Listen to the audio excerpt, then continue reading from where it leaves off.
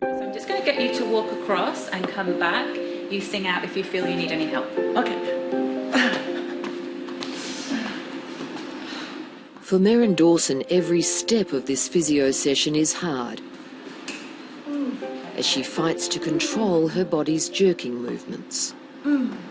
If you feel it's going wrong, Merrin, I want you to stop. Be really conscious in your decision to stop. Yes. Okay. I want you to do your 8 stamps. Okay. Very deliberately. Okay.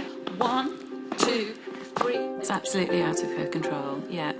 She has no control over them starting, but what we're working on, I suppose, is trying to give her strategies to bring them back under control. Pulling on your knees, your arms are involved, your legs are involved, your head is involved. I woke up one morning and I couldn't sit up.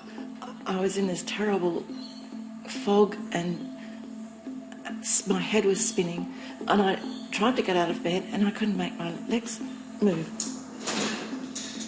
At her worst, Merrin couldn't walk, had difficulty speaking and was having multiple seizures. Her husband Douglas became her carer as she went through test after test. Well, it was very worrying, and nobody was really able to tell us anything constructive. I started to think, I'm just crazy, you know, like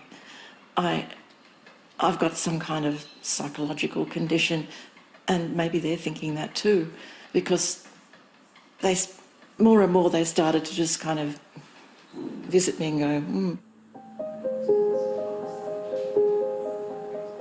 After more than a year, Merrin received a diagnosis. She has functional neurological disorder, or FND.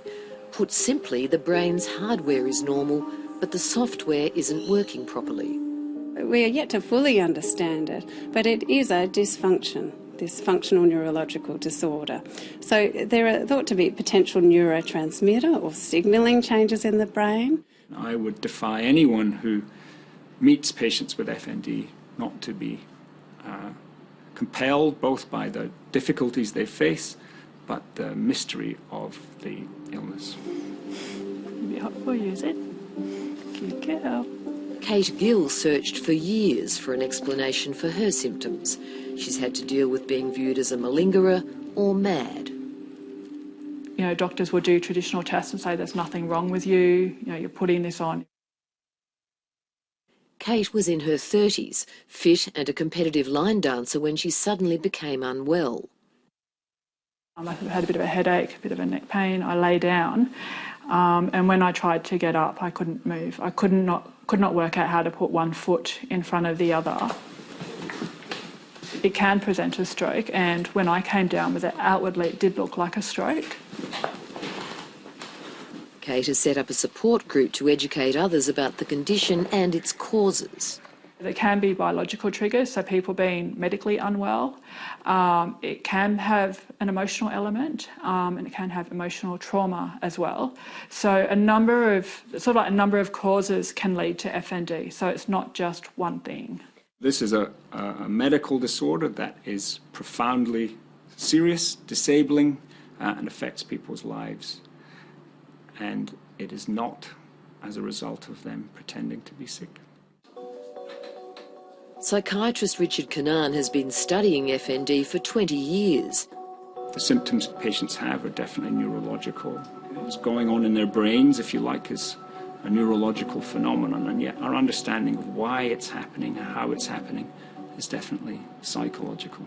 They might be paralyzed, they might have fits, they might have a shaking movement that they can't control, they might be blind, they might be unable to speak, any neurological symptom you can think of. But when you look for the brain damage that might be causing this, you can't find it. And instead, we understand it as a disorder of the way that the brain is working. This is a real disorder, it is valid, we have long known about it, but we now need to tackle it head on. FND is the second most common reason for people to see a neurologist after headache.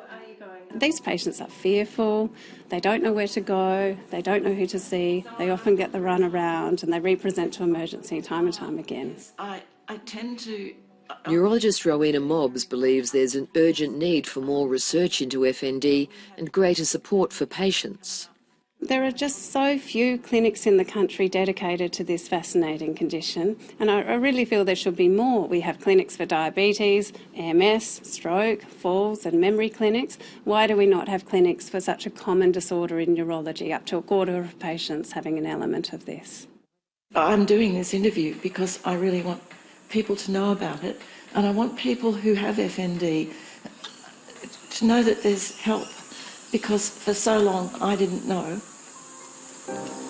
Treatment involves a dedicated medical team which could include neurologists, psychiatrists and physiotherapists. Like most patients, Merrin continues to improve and has set herself a goal. I told my physiotherapist that I'd like to do a bushwalk.